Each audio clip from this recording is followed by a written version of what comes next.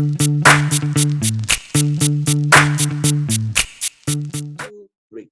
Hello, everyone. This is Bruno with a new segment called 10 Minutes or Less with Bruno No BS. A very simple and casual interview. No fancy cameras here. Today, I have the honor to speak with Alan, president of Nations Roof, Florida Division, one of the largest roofing contractors in our nation. How you doing?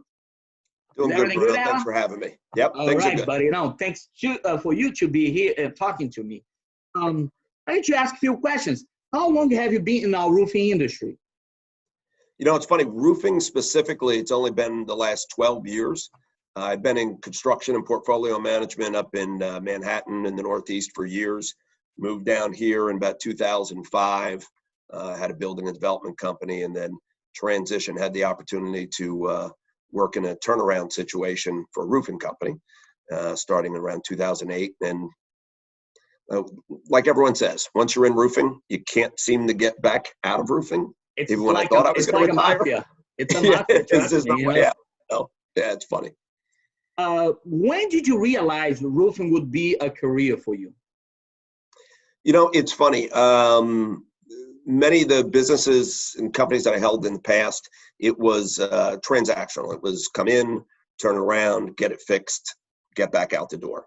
I wasn't really sure that roofing was it until about 2010, 2011. And it's funny, I think even myself in running a roofing company, it was the perception of what roofing was, or what everyone perceives roofing to be.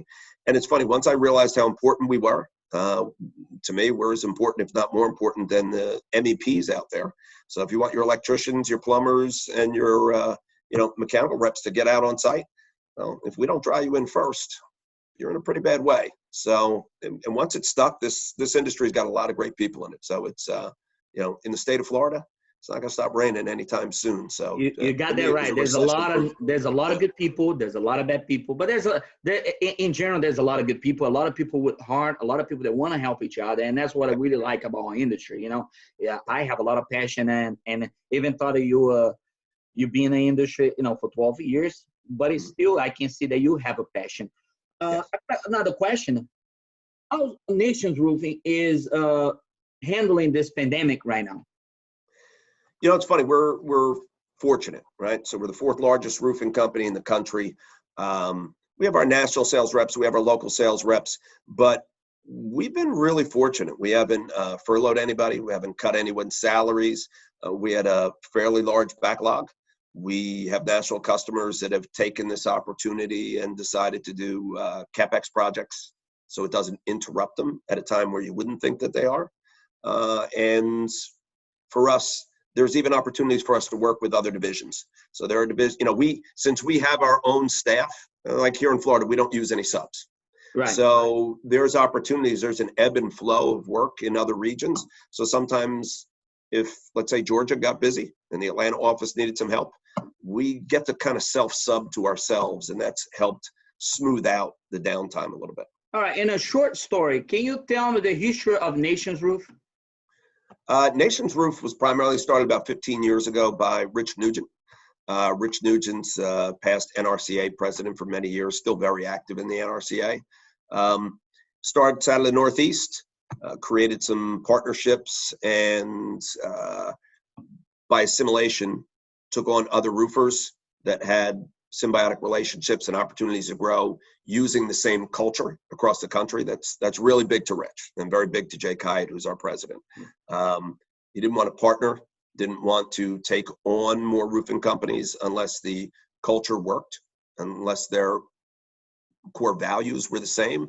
And through that, over the last 15 years, he's grown it, I believe, to $260 million this past year. Wow, unbelievable. That's a great story to hear. Another question I want to ask you: what do you see the future of our roof industry for a new generation? It's funny. I think we all struggle right now as far as getting talent. And if any silver lining, I believe, can come out of this COVID-19, we're starting to look at our business models somewhat different.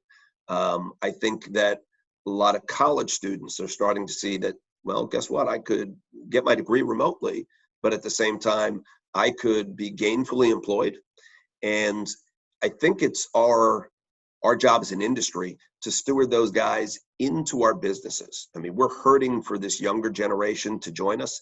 And now that we've become essential, and so many other companies have been found not to be essential, having a job and having a good vocation that's going to work you through down times like this, I think will parlay well for us recruiting people moving forward. So probably you see like an increase of people want to join this community of roofing. Is that what you see it? I do. The nice thing too, at least in my region here in the Southeast, it's going to rain just about every damn day in the state of Florida. So it's our livelihood. It's our bane of our existence. So it's year-round work. There's parts of the country, and we've got some great division presidents across the country that they do work seasonally. They may lose 3 or 4 months out of the year. But for us, from a recruiting standpoint, being essential and being able to work 12 months out of the year is something that I think moving forward be an advantage to us as far as recruiting goes. All right. Well, any message out there for the people watching this video, my followers, people that listen to Nations Roof, the 4th largest roofing company in the United States. Incredible. Any message you want to give to them? It could be towards the coronavirus. It could be towards anything. We have a group email at least once a week besides our individual meetings with our different divisions. And it's just a matter of telling folks, we've seen this movie before. Not exactly like this, but we've gone through terrible recessions. I do not see this being 2008, 2009. I think it's a much shorter wick. I think we're blessed because the run up in the cost of the construction industry are nowhere near what we did in 2008 and 2009. So I think it's a pause button. I think it's caused us all to look at our business a little different, our families a little differently. And, the one constant I tell my people all the time is change, right? All right. You don't have to like it, but it's constant. It's going to come. Exactly. I agree with you.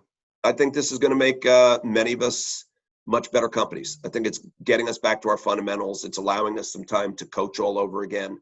And, there never seems to be enough time to teach. This has been a really good period to get back to the fundamentals and get schedule driven and teach and get back to our core. All right. Thank you so much, Alan. It was a pleasure to talking to you. Thank you for your time. Be safe out there, buddy. Nice talking to you.